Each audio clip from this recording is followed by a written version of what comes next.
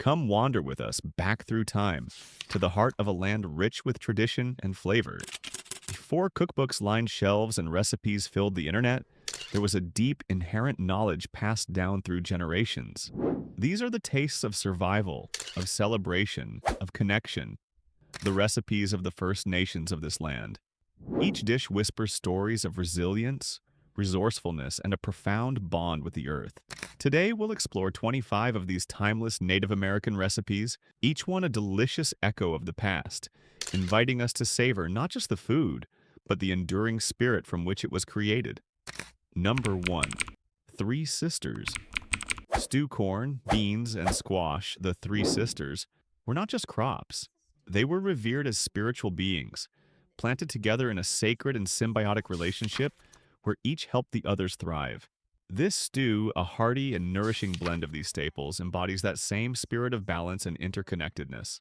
Imagine the scent of sweet corn kernels bursting with summer sunshine mingling with the earthy aroma of kidney or pinto beans, softening in the simmering liquid. Alongside chunks of tender butternut or acorn squash, their subtle sweetness rounding out the flavors. Picture families gathered around a crackling fire, sharing this comforting stew from communal bowls, each spoonful a reminder of the earth's generosity and the strength found in unity. It's a taste of the garden, a reminder of the interconnectedness of all things, and a dish that brought families and communities together for sustenance and warmth, a culinary cornerstone of many agricultural tribes. Number 2. Wild rice pilaf. Harvested by hand from pristine lakes and rivers, often in canoes, wild rice is not actually rice but the seed of an aquatic grass, boasting a nutty, slightly smoky flavor and a satisfyingly chewy texture. This pilaf, often elevated with the addition of plump, dried cranberries or blueberries, and the delicate crunch of toasted pecans or walnuts, speaks of the bounty of nature and the patient. Skilled hands that gathered it, picture early autumn mornings, mist rising over calm waters, the gentle rustling of reeds as harvesters carefully knock the ripe grains into their boats, and the quiet satisfaction of a successful harvest that would sustain them through the winter months. This dish is a taste of the wild, a direct connection to the ancient rhythms of the land and the traditions passed down through generations of harvesters. Number 3. Pemmican. A remarkably preserved and portable food born of necessity and indigenous ingenuity. Pemmican is a concentrated mix of lean meat, often bison, deer, or elk, that was dried over a fire or in the sun, then pounded into fine shreds and mixed with rendered fat, acting as a natural binder and preservative. Sometimes dried and crushed berries like service berries or choke cherries were added for a touch of sweetness and extra nutrients. For nomadic hunters and travelers on long and arduous journeys across vast territories, pemmican was a vital and lightweight source of concentrated energy and nourishment that could last for months. Envision vast, windswept landscapes, the crackling of a small campfire under a breathtaking star-filled sky, and the reassuring knowledge of having this sustaining food safely tucked away in leather pouches. Pemmican is more than just sustenance. It's a testament to deep knowledge of animal preservation, resourcefulness in harsh environments, and careful preparation for the long journey ahead, a lifeline in challenging times. Number 4. Succotash.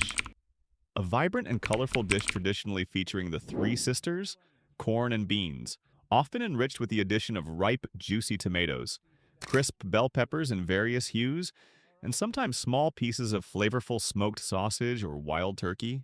Succotash sings of the abundance of the summer harvest. It's a dish that beautifully reflects the diverse and thriving gardens, cultivated by many eastern woodland tribes, showcasing their agricultural expertise. Picture sunny late summer afternoons, the buzzing of bees flitting between squash blossoms, and the colorful bounty of the harvest being brought in from the fields.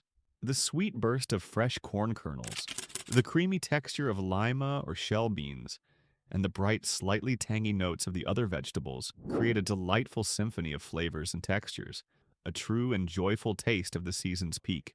Number 5. Bannock. From the simple golden brown flatbread, cooked quickly on a hot griddle or pan over an open fire, to the thicker, slightly denser loaf, baked in a cast iron pot in the embers or later in wood-fired ovens, bannock takes many comforting forms and holds a significant place across different Native American cultures and communities. It's a relatively simple yet incredibly satisfying bread, often a daily staple and a comforting presence at gatherings, celebrations, and around the family table. Imagine the comforting warmth emanating from freshly cooked bannock, the inviting aroma filling the air, and the eager hands reaching for a warm piece to slather generously with butter, drizzle with honey, or tear apart to dip into a rich and flavorful stew. Bannock is more than just bread. It's a symbol of home, resilience, and shared meals. A comforting and versatile food that nourishes both body and soul. Number 6. Hominy.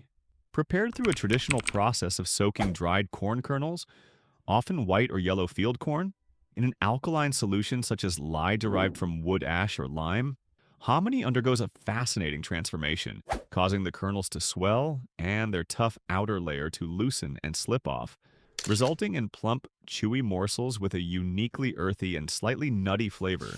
This versatile ingredient formed a dietary cornerstone and was utilized in a wide variety of dishes, from hearty soups and stews that provided warmth and sustenance during cold months, to being ground into a coarse meal for making breads and other baked goods, or simply enjoyed as a flavorful side dish. Envision the rhythmic sounds of women grinding the softened corn using stone mortars and pestles, the careful and time-honored preparation of this essential food, and the satisfyingly chewy texture of hominy adding depth and substance to a nourishing meal. It speaks of ancient traditions, the deep understanding of food processing techniques, and the ingenuity of transforming simple ingredients into something both nourishing and delicious, a testament to agricultural knowledge. Number 7. Wild game stew.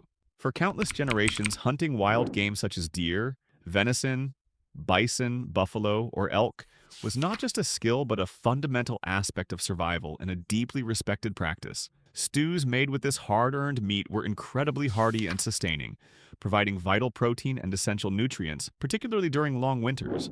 Picture skilled hunters returning to their villages with their prized bounty, the communal effort of preparing the game, skinning, butchering, and carefully cutting the meat, and the rich, savory aroma of the stew, often slow-cooked for hours with wild onions, root vegetables like turnips or potatoes, and fragrant herbs gathered from the surrounding landscape, simmering tantalizingly over a low fire. These robust stews are far more than just a meal. They represent a direct connection to the natural world, a profound respect for the animals that provided sustenance, and a celebration of the success of the hunt shared amongst the community. Number 8. Smoked salmon. Along the rugged and resource-rich Pacific Northwest coast, the mighty salmon was not just a fish. It was a cornerstone of life, culture, and spirituality for numerous tribes. The intricate art of smoking salmon, a meticulous process of carefully curing and then exposing the fish to the fragrant smoke of alder or other local woods, was a deeply ingrained tradition passed down through families. This method not only beautifully preserved the salmon's rich flavor and vital nutrients, but also imbued it with a distinctive smoky aroma that is instantly recognizable. Imagine the crisp sea air mingling with the fragrant scent of wood smoke, drifting from traditional smokehouses along the riverbanks. The careful hanging of glistening salmon fillets, split and prepared with generations of knowledge, and the patient anticipation of the flavorful, flaky, and beautifully preserved result that would sustain communities through leaner times. Smoked salmon is more than just a food. It's a taste of the Pacific, a testament to sustainable harvesting practices, and a deep respect for the life-giving bounty of the waters. Number 9.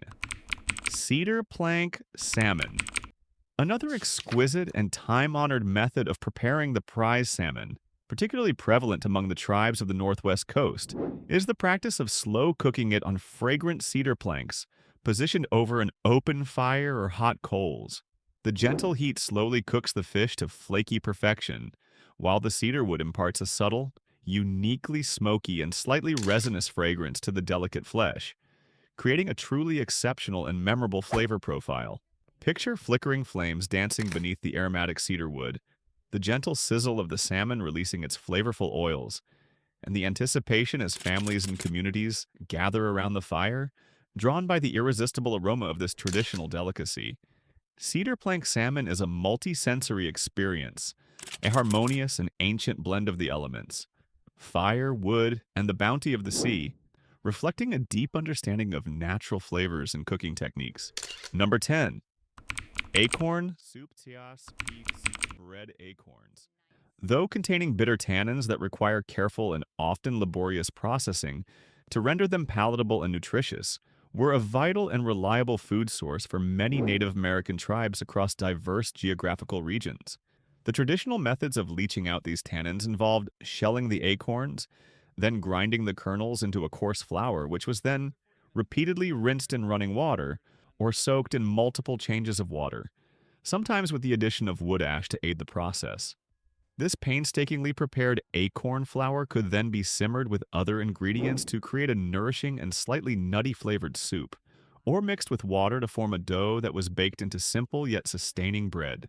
Imagine the diligent and communal work of gathering the fallen acorns in the autumn, the rhythmic pounding of the nuts to create flour, the patient process of leaching, and the subtle earthy flavor that this ancient food provided.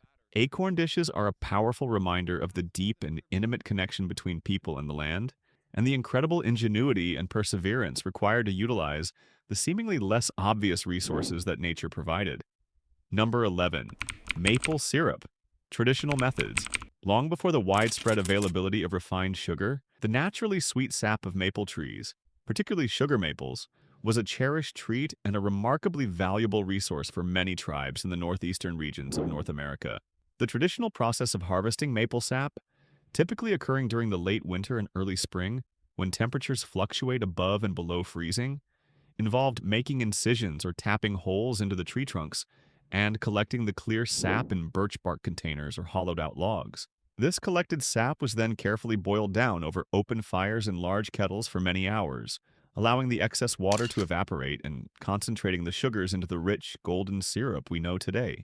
Picture the first signs of spring's thaw, the rhythmic tapping of the maple trees, the communal effort of gathering the flowing sap, the fragrant steam rising from the simmering kettles filling the crisp air, and the joyful anticipation of that first taste of pure, naturally sweet maple goodness. It's a taste intrinsically linked to the changing seasons, a precious and delicious gift directly from the forest. Number 12. Wild berry pudding dust sauce. The diverse landscapes of North America, from dense forests to open meadows, offered a breathtaking array of wild berries, including sweet blueberries, tart raspberries, juicy strawberries, elderberries bursting with flavor, and many other varieties unique to specific regions. These natural treasures were often diligently gathered by families, a seasonal activity that fostered connection with the land and provided a valuable food source. The harvested berries were then often transformed into simple yet delightful puddings, sometimes thickened with cornstarch or ground roots, or simmered down into flavorful sauces like the wajapi mentioned earlier, adding a vibrant touch of natural sweetness and essential vitamins to meals that might otherwise be primarily savory. Imagine families venturing out into the berry patches, sunlight dappling through the leaves, the colorful bounty filling their woven baskets, and the delightful aroma of the freshly picked berries gently simmering in a pot, releasing their sweet and tangy fragrance. These berry dishes are a direct taste of the wild, untamed sweetness of the land, a delicious expression of nature's generosity. Number 13. Green corn dance foods. The green corn dance holds immense cultural and spiritual significance for many southeastern tribes, marking a time of renewal, purification, and profound gratitude for the blessings of the new harvest, particularly the ripening of the corn. Central to this important ceremony are specific foods prepared with the fresh, newly harvested corn, symbolizing the life-sustaining power of this essential crop. These ceremonial foods often include sweet roasted corn on the cob, creamy hominy prepared from the new corn, succotash made with the season's freshest ingredients, and various types of cornbread and cakes. Picture the vibrant and sacred atmosphere of the green corn dance, the community coming together in celebration, and the shared meal of these carefully prepared foods, each bite imbued with deep cultural and spiritual meaning. These dishes are not merely sustenance. They are integral to the ceremony itself, representing renewal, abundance, and a profound connection to ancestral traditions and the cycles of nature. Number 14. Frybread tacos.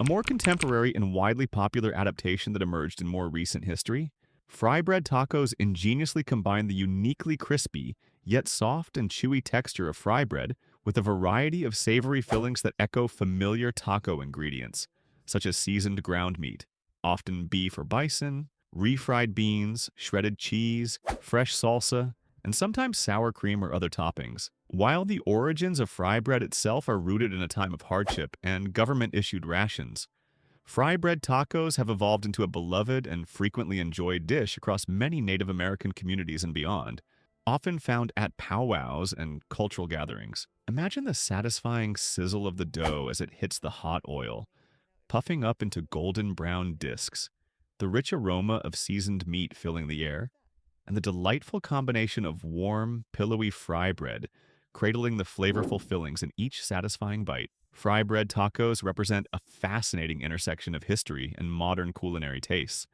a testament to the adaptability and deliciousness of this iconic bread. Number 15. Indian corn soup. A deeply nourishing and flavorful soup traditionally made with dried corn, often whole or coarsely ground, hearty beans such as kidney or navy beans, and frequently incorporating smoked meat, like ham hocks or smoked turkey, for added depth of flavor. Indian corn soup was a staple dish that provided essential sustenance and warmth, particularly during the long and cold winter months.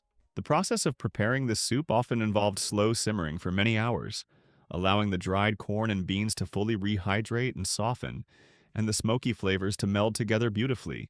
Picture the comforting warmth emanating from a crackling fire in the hearth, the rich and savory aroma of the soup, gently simmering in a large pot for hours, and the sharing of this hearty and nourishing meal amongst family and community members on a chilly evening.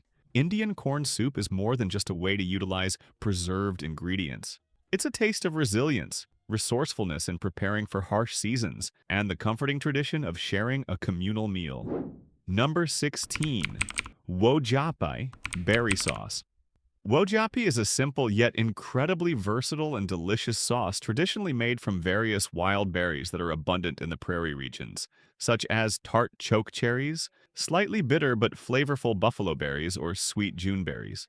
The berries are typically simmered with a small amount of water, and sometimes a natural sweetener like maple syrup or honey, until they soften and release their juices, creating a thick and flavorful sauce. Wojapai offers a delightful tart and sweet counterpoint to savory dishes, and it is often traditionally served warm alongside fry bread, roasted meats like bison or venison, or even as a topping for puddings or other desserts. Imagine the careful and often communal gathering of the wild berries during their peak season, the gentle simmering in a pot to release their vibrant colors and flavors, and the rich, jewel-toned sauce being generously spooned over a warm piece of fry bread. Wojapi is a direct taste of the prairie's wild bounty, a simple yet elegant way to utilize the natural sweetness and tartness of the land's indigenous fruits. Number 17. Ground nut cakes, various nuts. Across different regions, various types of wild nuts, such as protein-rich walnuts, sweet pecans, and distinctly flavored hickory nuts, were a valuable food source. These nuts were often diligently gathered, shelled, and then ground into a coarse or fine meal using stone mortars and pestles. This nutritious nut meal was then frequently combined with natural sweeteners readily available, such as maple syrup harvested in the Northeast, or wild honey found in various areas, to create nourishing and flavorful cakes, patties, or small energy bites. Sometimes dried fruits or berries were also added to enhance the flavor and texture. Picture the autumn harvest, the sounds of cracking and shelling nuts around a warm fire, and the fragrant aroma of these wholesome, natural ingredients being combined to create simple yet satisfying treats. These ground nut cakes are a delicious taste of the forest bounty, a testament to the resourcefulness of utilizing every part of nature's gifts to create both sustenance and simple pleasures. Number 18. Rabbit stew. Rabbit, being a relatively common and easily hunted source of protein in many areas, played a significant role in the traditional diets of numerous tribes. Stews made with rabbit meat were a frequent and reliable meal, providing essential nourishment. The rabbit meat, typically cut into pieces, was often slow-cooked in a pot with a variety of foraged or cultivated root vegetables such as wild turnips, potatoes, or carrots, along with aromatic wild herbs like sage, thyme, or rosemary, creating a hearty and flavorful stew. The long simmering process would tenderize the rabbit meat and allow the flavors of the vegetables and herbs to meld together beautifully. Imagine skilled hunters returning with their catch, the careful preparation of the rabbit for cooking, and the savory aroma of the stew gently simmering over an open fire or in a hearth, promising a warm and satisfying meal for the family or community. Rabbit stew represents a practical and sustainable way of utilizing available resources, a common and comforting dish reflecting a close relationship with the local ecosystem. Number 19. Roasted root vegetables, wild turnips, potatoes.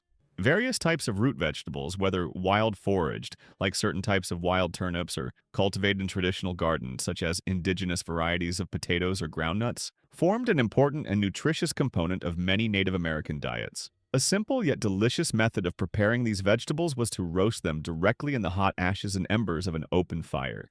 This cooking method imparted a natural sweetness as the vegetables caramelized slightly and a subtle, earthy, smoky flavor that was incredibly satisfying.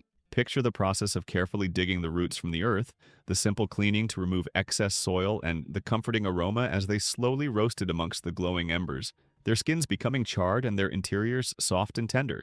These roasted root vegetables, often eaten plain or perhaps with a bit of animal fat, offer a pure and profound taste of the earth's bounty, a direct connection to the land and its simple provisions. Number 20. Wild onion and potato fry. Wild onions, with their characteristically pungent and sharp flavor that varied depending on the species and region, grew abundantly in many areas and were a valuable and flavorful addition to various dishes. A simple yet satisfying meal could be created by slicing these wild onions and frying them together with diced potatoes, either wild or cultivated, in animal fat or oil over an open fire or on a griddle. The cooking process would mellow the intensity of the onions and allow their flavor to infuse the potatoes, creating a delicious and aromatic dish. Imagine the foraging for wild onions in meadows or along riverbanks, the sharp, distinctive scent released as they are sliced, and the savory aroma of them sizzling in a pan with the humble potatoes, their edges browning and crisping.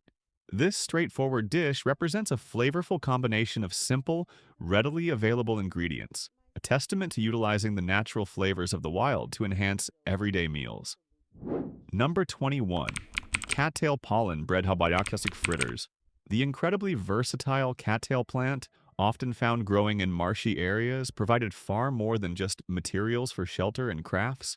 Its abundant pollen, collected from the flowering heads during the late spring and early summer, could be utilized to create a surprisingly nutritious and subtly sweet bread or light and airy fritters. The process of collecting the fine yellow pollen required careful timing and technique. Once gathered, the pollen could be mixed with water and a binder like ground roots, or a small amount of flour to form a batter that was then either baked into a simple bread or fried in fat to create delicate fritters.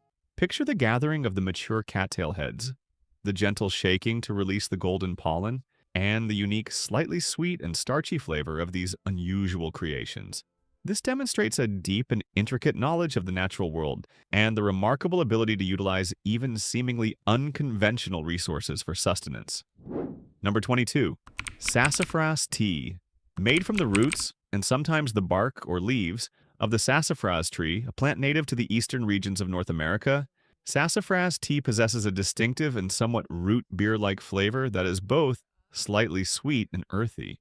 The preparation typically involves simmering the cleaned and chopped sassafras roots in hot water to extract their characteristic oils and flavors. This traditional beverage was not only enjoyed for its unique taste, but was also believed to possess various medicinal properties in traditional Native American medicine. Imagine the gentle simmering of the reddish-brown sassafras roots in a pot over a low fire, the fragrant and slightly sweet steam rising and filling the air, and the warm, comforting feeling of slowly sipping this traditional and historically significant tea. It represents a direct connection to the knowledge of the forest's bounty and the traditional herbal remedies passed down through generations. Number 23. Juniper berry tea. In the drier, often mountainous regions where juniper bushes thrived, their small bluish-purple berries were frequently used to brew a fragrant and slightly tart or piney-flavored tea. The berries, which have a somewhat resinous aroma, were typically dried and then steeped in hot water to release their characteristic flavors and compounds. Juniper berry tea was often enjoyed as a refreshing beverage, and, like many traditional plant-based teas, was also sometimes used for its purported medicinal benefits. Picture the gathering of the small, potent juniper berries from the prickly bushes, the simple process of steeping them in hot water, and the clean, slightly sharp and refreshing taste of this natural brew. Juniper berry tea is a taste of the more arid landscapes and the unique flavors that can be found even in seemingly harsh environments. 24th, Peaky bread. Hopi? Peaky bread is a distinctive and culturally significant, thin blue cornmeal bread that is a staple food of the Hopi people, who reside in the arid lands of northeastern Arizona. It is made from finely ground blue cornmeal, water, and a small amount of ash from specific desert plants, which acts as a natural alkali and helps to release nutrients in the corn. The thin batter is then skillfully spread by hand in delicate layers onto a very hot, smooth stone that has been heated over a fire, resulting in paper-thin sheets of bread that are often rolled up. Peaky bread has a delicate texture and a subtle, slightly sweet corn flavor. Imagine the meticulous and time-honored process of grinding the blue corn into an incredibly fine meal. The skilled hands of Hopi women spreading the thin blue batter onto the hot, blackened stone with practiced precision, and the almost translucent sheets of peaky bread being carefully peeled off and stacked. Peaky bread is far more than just food. It is a symbol of Hopi tradition, resilience in a challenging environment, and a tangible link to their ancestral heritage. 25th, clam bake. Coastal tribes. For the various Native American tribes who lived along the coasts of North America, the clam bake was not just a way to prepare food, it was often a significant communal event and a celebration of the ocean's abundance. The traditional process involved digging a pit in the sand, lining it with stones, and building a large fire on top to heat the stones intensely. Once the fire had burned down, layers of seaweed were placed over the hot stones, followed by clams, mussels, lobsters, or other seafood, corn on the cob still in their husks, and sometimes other vegetables like potatoes. The entire pit was then covered with more seaweed and often a layer of canvas or earth to trap the steam, creating a natural oven. The result was a flavorful and memorable feast, with the seafood and vegetables steamed to perfection, infused with the salty air and the subtle aroma of seaweed. Picture the gathering of the community on the beach, the collective effort of digging the pit and preparing the ingredients, the anticipation building as the steam rises, carrying the delicious scent of the sea and the promise of a shared bounty. The clam bake is a powerful symbol of community, cooperation, and a deep connection to the life-giving resources of the ocean. And so, we've journeyed through these 25 recipes, each a window into the past, each a flavor that lingers with stories of survival, community, and a deep connection to the land. May these tastes inspire you to not only try these dishes, but to remember and honor the rich heritage from which they come.